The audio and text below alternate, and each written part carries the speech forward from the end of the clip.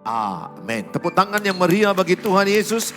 Please sit down. Welcome home GBI Pelita. Nice meet you all. Please join it our social media. Silakan bergabung dengan social media gereja, baik YouTube, Instagram, Facebook dan TikTok gereja dan Bapak Gembala Pendeta Suheri Gultom. Saudara pasti diberkati. Salam bagi saudara yang ada di live streaming dimanapun berada. Tetaplah setia dalam channel GBI Pelita dan Suheri Gultom. Tuhan Yesus pasti memberkati saudara. Hari ini kita diberkati dengan firman Tuhan dengan tema Connected to the Source, yaitu tersambung dengan sumber kehidupan. Lagu tadi sangat tertarik. Betapa penting kita tersambung dengan sumber kehidupan adalah Tuhan. Saudara, tidak ada arti HP merekmu yang mahal. Mau merek apapun HPmu yang mahal, kalau dia tidak tersambung dengan sumber energi, maka HPmu akan tidak berguna. Saudara bawa HP yang mahal, kalau lowbat atau baterai habis, saudara nggak bisa fungsikan dengan baik. Sangat penting sekali saudara selalu melekat kepada Tuhan, terhubung dengan Tuhan. Kita nggak bisa meramal masalah apa besok, masalah apa tahun depan. Tapi yang bisa kita lakukan adalah kalau kita terhubung dengan Tuhan, percayalah ada penyertaan Tuhan. Tuhan tidak janji kita hidup tanpa masalah. Tuhan tidak janji semuanya akan baik-baik. Tapi Tuhan berjanji kalau engkau beserta dengan Tuhan, Tuhan akan memberikan engkau kemenangan. Belum ada ceritanya anak Tuhan kalah. Film India aja anak mudanya gak pernah kalah, betul? Pernah kalian menjumpai film India anak mudanya kalah? Akhirnya gak pernah. Tengah-tengah kalah, awal kalah, tapi di ujung dia selalu menang. Saya hanya katakan apapun ceritamu, kalau engkau selagi engkau berdoa melekat pada Tuhan, saya percaya ada Tuhan yang memberikan kemenangan kepada saudara. Nah, hari ini kita akan belajar Yohanes 15 ayat yang kelima. Mari sama-sama kita membaca 1, 2 ya. Akulah pokok anggur dan kamulah ranting-rantingnya. Barang siapa tinggal dalam aku dan aku dalam dia, ia berbuah banyak. Sebab di luar aku kamu tidak dapat berbuat apa-apa. Bilang sebelahnya, kau bisa baca enggak? Kalau bisa baca kuat-kuat. 1, 2, ya. Akulah pokok anggur dan kamulah ranting-rantingnya. Terus, barang siapa tinggal dalam aku dan aku dalam dia, ia berbuah banyak. Sebab di luar aku kamu tidak dapat berbuat apa-apa. Pernah kita dengar lagu itu kan? Yesus adalah pokoknya, kita adalah carangnya, Bapa adalah pengusahanya. Bapa di sorga pengusahanya, Yesus adalah pokoknya, kita adalah rantingnya. Yesus pokok dan kitalah carangnya, tinggallah di dalamnya. Yang punya tangan tepuk tangan. Yesus pokok dan kitalah carangnya, tinggallah di dalamnya. Yesus pokok dan kitalah carangnya, tinggallah di dalamnya. Pastilah kau akan berbuah. Kita praktek ya. Yesusnya begini, kitalah carangnya, tinggallah di dalamnya, pastilah kau berbuah. Oke ya, yang sudah lulus sekolah minggu praktek ya. Yesus pokok dan kitalah carangnya, tinggallah di dalamnya. Yesus pokok dan kitalah carangnya, tinggallah di dalamnya. Yesus pokok dan kitalah carangnya, tinggallah di dalamnya. Pastilah kau akan berbuah.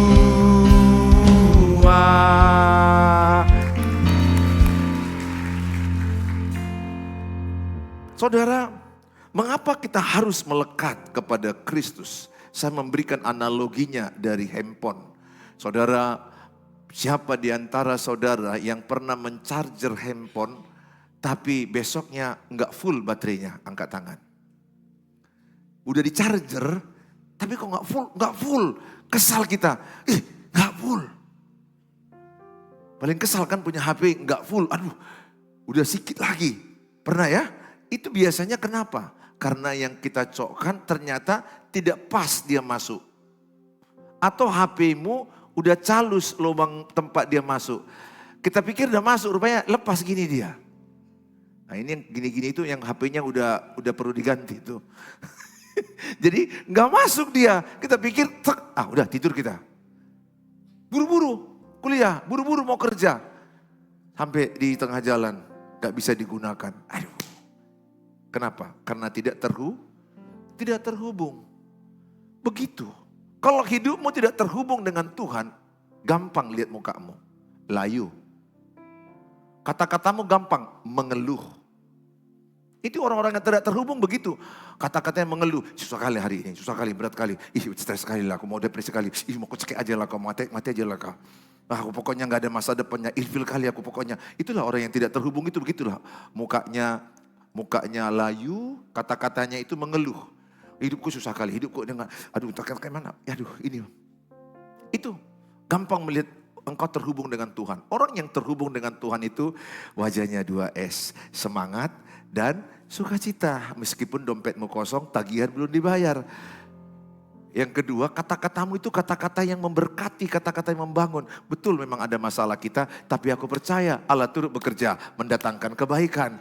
Aku percaya bahwa Tuhan sanggup menolong aku. Aku percaya bahwa Tuhan pasti membela aku. Bahwa Tuhan ada di pihakku. Tuhan pasti tolong aku. Nah, ini orang yang terhubung. Ya, yang sebelah itu gampang bisa kau rasakan aura terhubung. Kalau dia orang yang terhubung dengan Tuhan, dia dengar khotbah ini. Ya, amin. Yes. Tapi kalau nggak terhubung, kapan siap khotbah ini? Orang yang tidak terhubung itu pokoknya hidupnya, emosinya nggak terkendali, tujuan hidupnya nggak jelas, kata-katanya toksik, aura mukanya itu seperti aura yang tidak ada kehidupan. Ya. Kalau kau terhubung dengan Tuhan, engkau akan menunjukkan aura Tuhan dalam hidupmu. Amin, saudara? Ya, bilang sebelahnya, sering kau terhubung dengan Tuhan. Bilang sebelahnya, sering terhubung dengan Tuhan. Amin, sering terhubung dengan Tuhan. Nah saudara, mengapa kita harus melekat pada Kristus? Yang pertama, dikatakan melekat pada Kristus untuk pertumbuhan rohani kita. Penting. Supaya pertumbuhan rohani kita bertumbuh. Saudara, kalau kita lihat pokok jeruk ada ranting-rantingnya. Apakah tugas ranting daripada jeruk? Melekat pada pokok. Betul? Itu tugas dia satu aja. Tadi kan kita sepakat bahwa kita adalah ranting. Bahwa kita adalah carang, ranting. Tugas kita adalah melekat pada pokok. Siapa pokoknya tadi? Siapa rantingnya? Kita bilang tugasku hanya melekat. 1, 2 ya. Melekat pada pokok, melekat pada Tuhan Yesus. Maka dikatakan ranting yang melekat, dia akan mendapat makanan dari pokok itu dan mengalir ke ranting itu. Dan ranting itu akan daunnya hijau dan akan berbuah lebat. Tapi ketika ranting itu tidak lagi melekat, mulai jatuh, mulai merunduk, maka makanan yang dari pokok, sari-sari makanan, air, tidak lagi sampai ke ranting. Maka daunnya mulai kering, layu, mati. Saudara, saya hanya ajak semua kita, supaya kita terhubung dengan Tuhan. Betul banyak masalahmu, betul banyak persoalanmu. Tapi manfaat orang yang melekat dengan Tuhan. Bukan hanya ada kekuatan. Rohanimu bertumbuh. Karaktermu bertumbuh. Kekuatanmu bertambah. Daunnya tetap hijau, tidak layu. Dan engkau akan berbuah. Lihat, orang yang melekat pada Tuhan, orangnya kreatif. Itu ciri. Kalau engkau punya usaha tidak laku, enggak stagnasi dengan tidak laku. Tapi engkau berdoa melekat pada Tuhan, Tuhan akan berikan kau ide, kreatif. Sehingga usahamu berbeda dengan usaha-usaha yang di sekelilingmu. Itu dia. Ketika engkau melekat pada Tuhan, tidak ada masalah yang tidak bisa kau selesaikan. Percayakah saudara, bagi Tuhan tidak ada mustahil? Percayakah kepada saudara bahwa Tuhan sanggup menolong engkau? Percayakah saudara bahwa Tuhan sanggup memberikan engkau kekuatan, pertolongan, ide-ide baru? Orang-orang luar sana lihat, begitu majunya China, majunya Amerika. Saya selalu berpikir mereka enggak anak Tuhan banyakan. Tapi ide mereka smart, cerdas. Tuhan ingatkan saya, kau anakku, kau bisa lebih dari itu. Kita bisa menjadi orang yang menjadi berkat bagi orang. Hidupmu enggak biasa-biasa, masa depan. Maka Tuhan bilang begini, orang yang melekat pada pokoknya, maka dia akan berbuah lebat. Saudara, kita lihat dalam kitab Mazmur 1 ayat 2 sampai 3. Tetapi yang kesukaannya ialah apa? Taurat Tuhan. Siapa di sini yang suka firman Tuhan? Bilang sebelahnya, kau suka enggak firman Tuhan? Mana lebih suka, firman atau makanan? Ayam penyet, pangsit, sate padang. Mana saudara lebih suka, firman atau uang?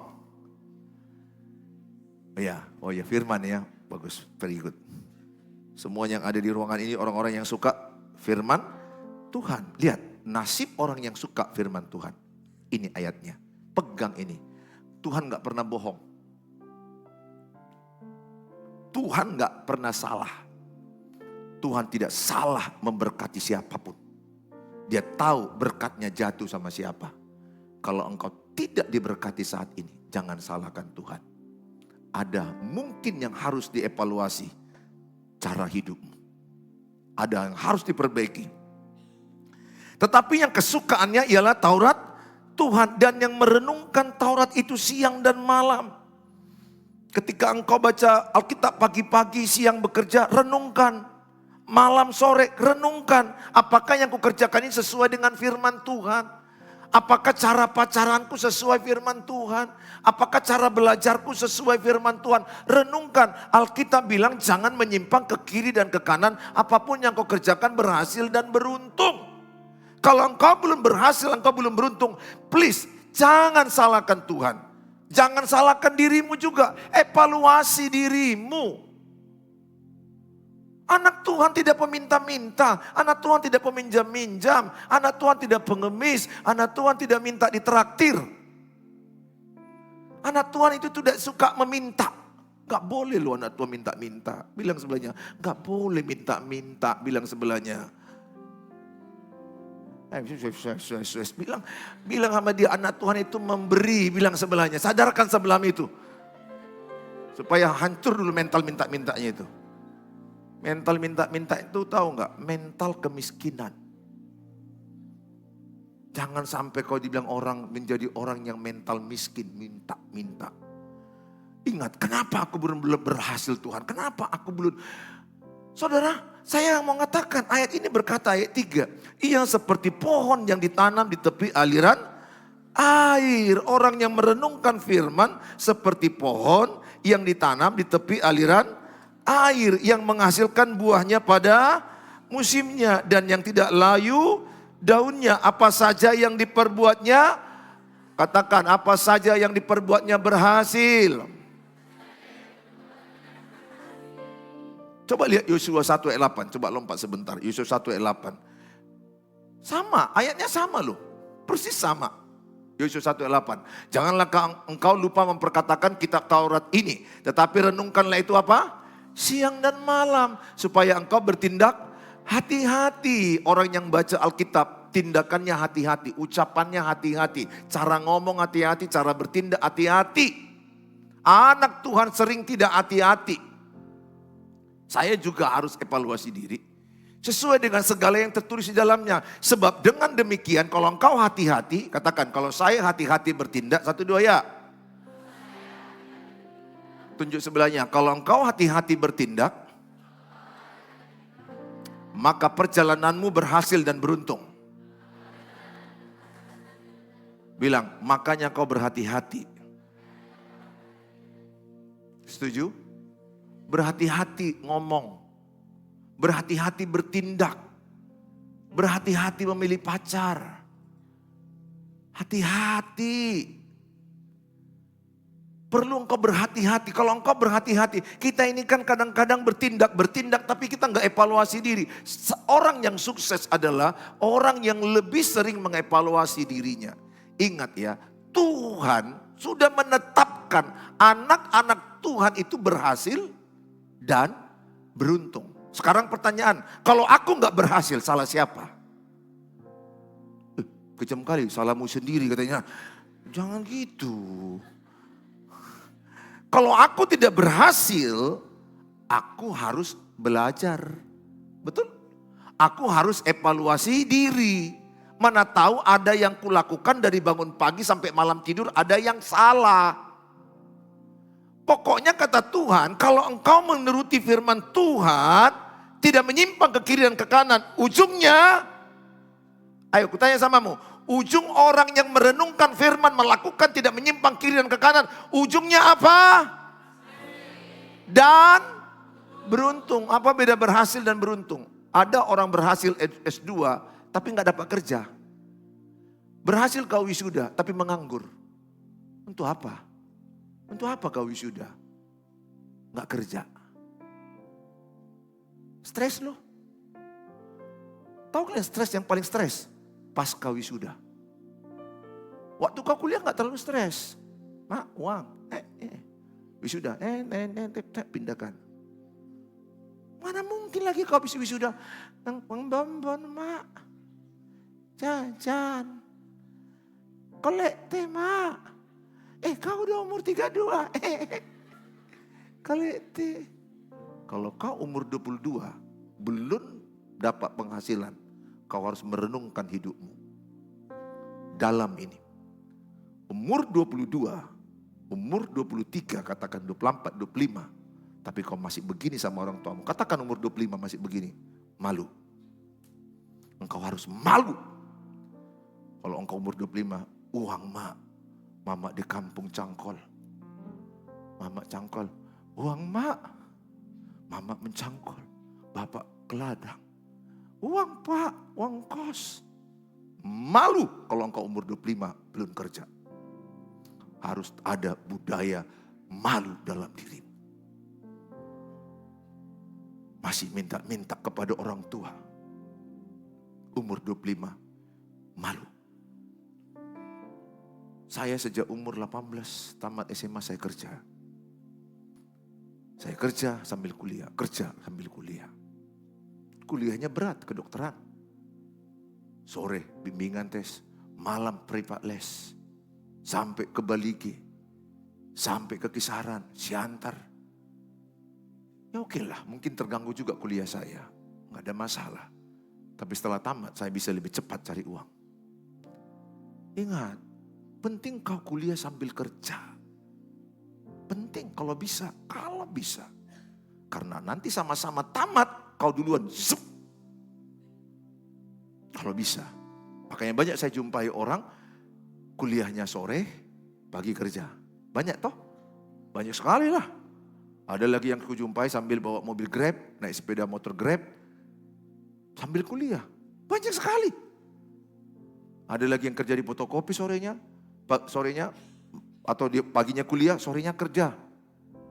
Atau dia sebaliknya di restoran. Banyak yang dijumpai di mall. Kalau kuliah aja kerja, kutanya, tamat kuliah kayak mana dia? Oh lebih kerja lah. Saat kuliah aja dia kerja. Tamat kuliah jangan tanya lah. Udah pastilah itu. Gas lah, gaspol. Tapi kalau engkau waktu kuliah tidak kerja. Oke, gak apa-apa. Fokus kepada pelajaran dulu. Betul? Fokus dulu. Tapi tanamkan di hatimu. Tamat, kerja. Gak ada istilah nganggur mak gitu. Kalau gak diterima. Ayo, kalau kau tamat wisuda gak diterima. Siapa yang salah? Kau harus evaluasi dirimu. Kenapa gak diterima? Paling tidak, nggak bisa pun, bisa nggak Grab? Pernah nggak kalian jumpa mama-mama bawa mobil, bawa sepeda motor Grab? Gojek, pernah lihat mama-mama? Berapa kali saya melihat mama-mama, mobil juga mereka bawa. Nggak ada alasan bagimu. Bisa nggak kita nyuci piring di restoran? Bisa dong. Dapat nggak uang dari cuci piring? Dapat. Daripada kau di rumah nganggur-nganggur, mana dapat? Sambil kau nyuci piring restoran, sambil buat lamaran. Bisa nggak kau juga jualan online? Bisa? Bisa. Ini satu, latihan kau, latihan. Shalom. Kan latihan kan pasti di awal-awal kan gak mudah kan. Shalom saudara-saudara yang kukasihi dalam Kristus. Itu bukan khotbah, itu kau jualan. Jangan kau sangka semua orang Kristen. Kalau namanya jualan latihan, salah-salah gak apa-apa. Semuanya orang berhasil pernah salah, betul? Gak ada orang berhasil langsung berhasil. Engkau pun jalan jatuh bangunnya. Naik sepeda pun jatuh bangunnya. Usaha pun jatuh bangun. Semakin banyak pengalamanmu semakin pintar. Di rumah HP ini, kalau kau punya HP pasti bisa cari uang. Kalau kau punya HP gak bisa cari uang, salahmu sendiri. Belajar ini uang coy. Itu, Eda, dengar, ini sini uang ini. Gunakan uang ini. AI di sini ada AI. AI bisa jadi uang. Belajar. Kekurangan anak Tuhan apa? Dia kurang mau kreatif. Kalau engkau melekat pada Tuhan, Tuhan aku gak mau nganggur, pasti gak nganggur. Karena Tuhan menciptakan manusia bukan pengangguran. Tuhan menciptakan Adam itu makhluk pekerja. Apa yang dikerjakan dia? Mengusahakan Taman Eden. Jadi Tuhan menjadikan manusia itu makhluk pekerja. Makanya dengar boruku hasian sarangeo. I love you. Shh. Jangan pernah kau jatuh cinta dengan cowok yang malas.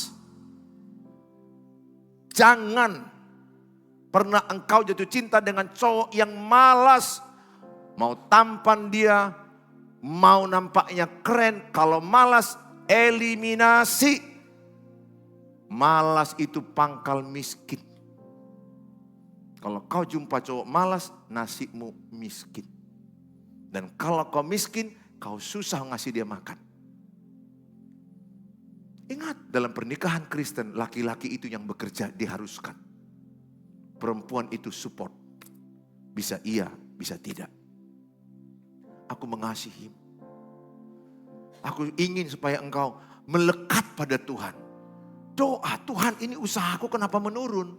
Usahaku kenapa stagnasi? What I do? What next? What solution? Please help me. Doa. Tuhan bisa gak bicara di hatimu? Buat ini. Bisa gak? Bisa. Dia Allah yang hidup. Dia bukan Allah mati. Dia bisa bicara. Yang penting suara yang di hatimu itu sesuai dengan firman Tuhan. Dia ngomong, itulah melekat. Engkau akan berbuah lebat. Berikutnya dikatakan, Kolose 2 ayat 6-7. Kamu telah menerima Kristus Yesus Tuhan kita. Karena itu hendaklah hidupmu tetap di dalam Dia. Tetap dalam Dia. Hendaklah kamu berakar dalam Dia dan dibangun di atas Dia. Hendaklah kamu bertambah teguh dalam iman yang telah diajarkan kepadamu. Dan hendaklah kamu hatimu melimpah dengan syukur. Yohanes 15 ayat 7 sama-sama kita baca 1-2 ya. Jikalau kamu tinggal dalam aku dan firmanku tinggal dalam kamu. Apa sama-sama? Entahlah apa saja yang kamu kehendaki dan kamu akan menerimanya. Kalau firman tinggal dalam engkau, engkau tinggal dalam firman, mintalah apa saja. Maka engkau akan apa dikatakan? Bilang sebelahnya, mintalah. Nah, kalau pohon ranting. Oke, sekarang ya. Siapa tadi pokoknya? Yesus, pintar. Siapa pengusahanya? Bapak. Ini salah-salah, baru tadi diajari. Bapak pengusaha. Siapa pokoknya? Yesus. Siapa pengusahanya? Bapak. Siapa rantingnya? Kita. Oke, tugas ranting tadi apa? Melekat. Bagaimana cara melekat? Doa, baca firman, ibadah, betul? Melekat, melekat, melekat dia. Maka dikatakan kalau engkau melekat, rantingnya melekat, apalah permohonan ranting ini? Siapa yang mengaku bahwa dia ranting Yesus? Angkat tangan. Oke. Kutanya samamu, sebagai ranting, apalah keinginan ranting ini? Apalah permintaannya? Supaya rantingnya apa?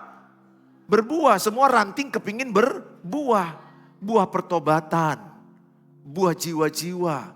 Di sini bukan permintaannya, Tuhan kasihlah aku mobil, kasihlah aku rumah. Bukan itu ayat ini. Ayat ini diminta ranting ini. Siapa ranting? Kita bilang, jangan lupa kau ranting. Ya, sesama ranting jangan sakit hati. Sesama ranting jangan saingan. Kita ranting. Pokoknya siapa? Yesus. Apa permintaan ranting? Supaya dia berbuah lebat. Buah pertobatan, buah karakter, buah jiwa-jiwa. Artinya apa? Lewat hidupmu orang makin melihat engkau berkarakter Yesus. Buah roh, kasih, kesabaran, penguasaan diri. Mengampuni, murah hati. Itu ada padamu. Semakin engkau melekat pada Yesus, engkau semakin mirip Yesus. Kalau engkau sering beribadah, tapi perbuatanmu jauh dari Yesus, aku pastikan engkau tidak melekat pada Yesus. Orang yang melekat pada Yesus, maka ada apa yang ada pada Yesus akan ada pada ranting. Karena Yesus tadi apa? Pokok. Kita tadi apa? Ranting. Apa yang ada pada Yesus akan ada pada ranting. Kalau engkau melekat, maka engkau orangnya murah hati, mengampuni, mengasihi, hidup kudus, hidup benar. Makanya permintaan ranting itu apa? Berbuah lebat. Orang yang melekat pada Yesus, hidupnya semakin mirip Yesus. Ingat, bukan seberapa lama engkau kenal Yesus. Pertanyaan, seberapa melekat hidupmu pada Tuhan? Terima kasihlah. Malam-malam gini kau mau ibadah. Dari tadi kulihat, serius mukamu. Hanya 1-2 orang tadi yang kulihat. Tandanya dia berjuang. Enggak boleh rendahkan lo, dia udah capek. Betul enggak? Dia kemarin capek. Jangan-jangan dia tadi kerja dari pagi, bangun jam 5, pergi lagi jualan, baru pulang lagi jam 6, mandi pun dia gak sempat, keramas pun dia masukkan kepala ke bak, cepat aja. Demi gereja jam 8, itu kan sudah hebat. Sorry ya, kalian datang aja gini, luar biasa. Luar biasa. Bisa aja pilihan kalian gak usah ibadah. Tapi kalian memilih cari Tuhan. Karena kalian mau melekat. Jadi kok, tapi di antara semua itu kulihat hanya 1 atau 2. Itu pun karena dia ya udah capek sekali lah. Tolonglah kalau ada bom-bom mau kasih ke dia.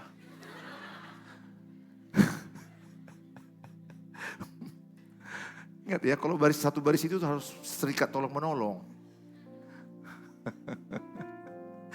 Saudara, maka dikatakan dia akan berbuah lebat. Kalau engkau sudah terima Yesus, tetap dalam Yesus, berakar dalam Yesus, bertumbuh dalam Yesus, dan bertambah teguh imanmu, ditandai apa? Engkau melimpah dengan ucapan syukur. Ingat, orang yang melekat pada Yesus, sama-sama katakan 1, 2 ya. Orang yang melekat pada Yesus selalu bersyukur. 1, 2 ya. Selalu bersyukur. Siapa di sini yang mau melekat pada Yesus? Amin. Tos kiri kanan, selalu bersyukur. Dan kalau engkau melekat pada Yesus, maka dikatakan ranting akan hidup dan berbuah jika melekat. Dikatakan ini pada bagian ini dikatakan tinggal dalam Kristus adalah kunci pertumbuhan rohani. Ranting hanya dapat hidup dan berbuah melalui pokok anggur. Pentingnya doa, firman dan persekutuan. Menghindari keterikatan berlebih pada dunia digital. Dan lebih fokus kepada firman Tuhan. Siapa di antara saudara yang terlalu banyak menghabiskan waktu ke sosmed? Menghabiskan waktu kepada pembaca sosmed, Facebook, Instagram, semua TikTok, semua. Habis-habisan waktumu, tapi gak ada waktu baca Alkitab. Punya waktu baca drakor, tapi gak punya waktu baca Alkitab. Dengar drakor, wih berjilid-jilid. Berapa seri ini? 20 seri. Kalau satu seri nanti terganggu, kesal. Aku berharap nggak salah kau nonton drakor sekali-sekali, tapi harus punya baca Alkitab. Ranting itu akan berbuah kalau dia melekat pada Tuhan. Kita ambil contohnya di Alkitab dikatakan adalah Daniel, seorang yang tetap melekat di tengah dunia yang menentang. Saat dia dibawa ke Babel, Daniel tetap hidup rohaninya dengan disiplin berdoa. Berapa kali sehari Daniel? 3 kali sehari. Dia disiplin berdoa. Disiplinlah saat teduh. Besok pagi bangun baca Alkitab. 1 ayat, 1 perikop, 1 pasal silakan. Tergantung waktumu yang ada. Bukan karena lamanya, tapi karena kau tahu hidupmu perlu, rohanimu perlu makan. Kalau rohanimu nggak makan, rohanimu mati. Kalau tubuhmu nggak makan, tubuhmu mati. Rohanimu perlu makan. Baca firman Tuhan, baca Alkitab. Cari dahulu kerajaan Allah dan kebenarannya, maka sekalian tambahkan padamu. Renungkan, lakukan. Jangan hanya merenung, harus melakukannya saudara. Maka dikatakan dia berikutnya, seberapa hebat pun talenta, pengetahuan atau semangat kita tanpa tersambung kepada Yesus, semuanya akan lemah, kering dan kehilangan arah. Kita coba baca Yesaya 41 ayat 30. Yesaya 41 ayat 30 sama-sama kita baca. Yesaya 41 ayat 30. Nah ini terhubung kita ya. Ayat 30. Oh baik. Coba cari itu bang yang ayatnya. Bahwa orang yang menanti-nantikan Tuhan bagaikan Raja Wali yang semakin terbang tinggi. Semakin terbang tinggi. Kalau engkau menanti-nantikan Tuhan, maka engkau semakin terbang tinggi. Kalau engkau menanti-nantikan Tuhan, engkau akan semakin terbang tinggi. Aku ingin selalu, oh ya ini kan Yesaya 41 kan benar tadi aku bilang bang. Aku jadi merasa bersalah, yang salah hafalnya aku. Karena memang aku hafal. Tadi kena, ya Allah ya Tuhan. Harus terhubung bang, terhubung. Kalau gak terhubung gini ya error dia ya. Tetapi orang-orang yang nanti-nantikan Tuhan mendapat apa? Kekuatan baru. Nantikan Tuhan. Kalau engkau tanda-tandanya kalau lemes-lemes. Ya aku kesal kali loh, aku mau mati loh, aku sedih. Nah itu kau gak terhubung. Kalau engkau udah terhubung, maka engkau akan mendapat kekuatan baru. Seperti ayat ini, bagaikan Raja Wali terbang tinggi. Aku ingin selalu berada di hadirat-Mu. Aku ingin selalu berlindung dalam naungan-Mu. Dibawa kepak sayap-Mu, Kau bawaku terbang tinggi, melintasi langit biru, bagaikan Raja Wali. Kembangkan sayapmu. Ayo terbang, semua terbang.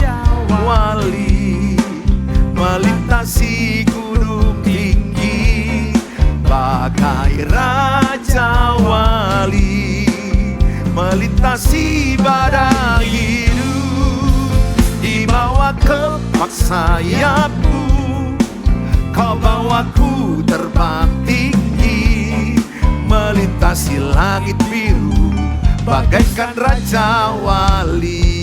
Siapa yang punya sayap? Ayo coba sayapnya.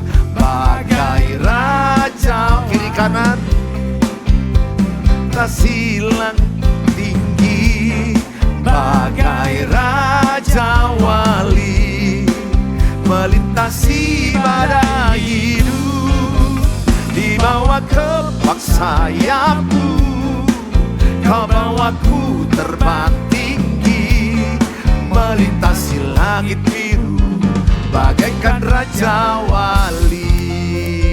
Amin. Yang berikutnya, terputus, tidak terhubung dari Kristus akan kehilangan sumber kekuatan. Engkau tidak punya semangat, engkau layu, engkau suka mengeluh, bawaanmu letoy, layu, loyo, lunglai, lesu. Apa lagi? Lalitsen.